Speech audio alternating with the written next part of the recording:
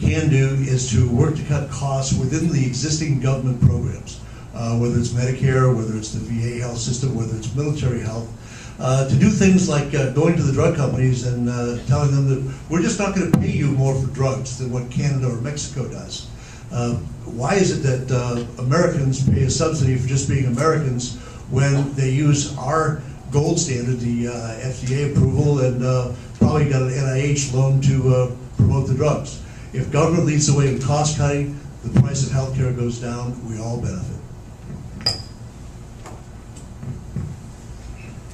Next up, Don Hooper. If I can get the cord to work here. We have the finest healthcare system in the world. The cost was distributed through people, through businesses, everywhere that you went. You had a choice of healthcare.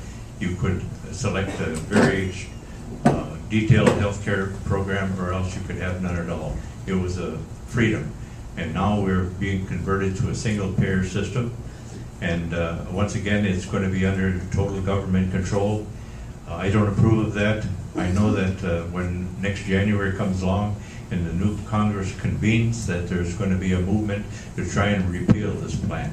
And if I'm sent to Congress, you can be sure that I will be taking part in the repeal of this healthcare system. Now, if we didn't have the best healthcare system in the world, why is it that Canadians are coming down here in droves every year?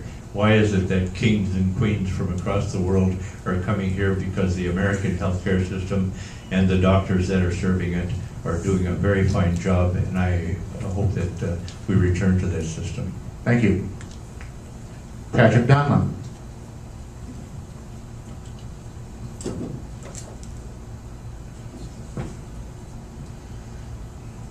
Well, the issue here is what to do with the health care bill. It's amazing to me that it ever got passed, but it did, and we have to deal with it. We do have a very good health care system now, the way it is. However, it's not accessible by all people, and I think that's the direction that we want, all of us want the Congress to take. We should, I believe that we should make it affordable for everyone, not just the privileged few. Probably a lot of people here have health care, and it's done through your employer. But I talk to people on the streets, people who work in restaurants, people who work in convenience stores. They don't have a chance for health care. And that's, I think, the priority that we've got to take by realigning our health care direction. Excuse me, our health insurance direction. Health care is care that people give. The insurance companies provide the cost, or provide the paying. So, thank you. Next question will be asked by John Stahel.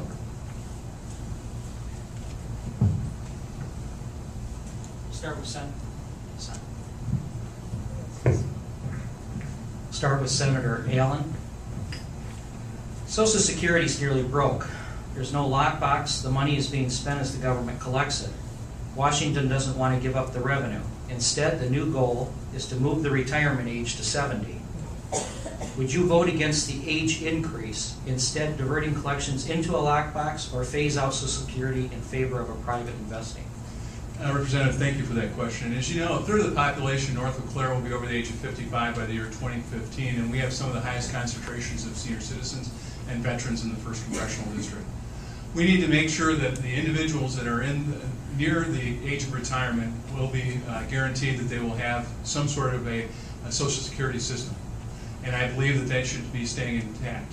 The next issue is then we have to go from there and start working through the individuals that will be coming to the workforce and coming up with another alternative. Those alternatives really need to be worked through a bipartisan study. That bipartisan study will come up with the actual aerial tables, because as you know, the original 62-year-old retirement age was brought forth by Mr. von Bismarck around the turn of the last century. There are significant reforms and overhauls that need to take place, but as you know, this is something that is going to be very critical for the entire population of northern Michigan, and it has to be thoughtfully done. We know that there's reforms that are necessary, but it is going to take a significant amount of work.